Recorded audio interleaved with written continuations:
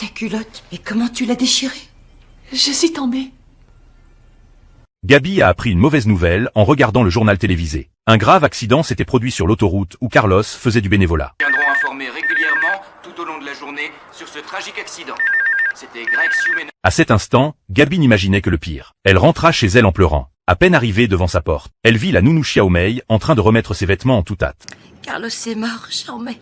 Non, je vous en prie, ne le tuez pas. Tu ne comprends pas, il est déjà mort, Trésor. Il y a eu un accident. Il est sur la route égrabouillé. Il est dans la cuisine.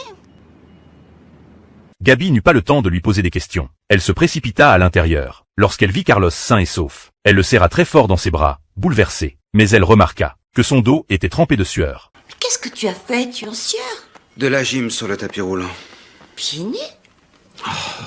Mais nom de Dieu, Gabriel, Ralph vient de mourir et tu t'inquiètes pour mes pieds.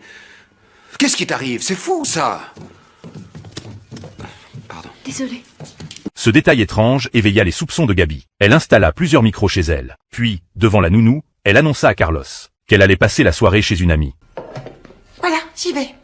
Amusez-vous bien. Alors qu'elle discutait, le micro posé sur la table se mit soudain à émettre un son. Mais où as-tu appris à embrasser comme ça? Oh, désolé, c'est le baby monitor de Penny, il chope toutes les fréquences possibles. Non, non, non, n'éteins pas. Avance-toi, mes genoux sont sur le tableau de bord. Je vais reculer le siège.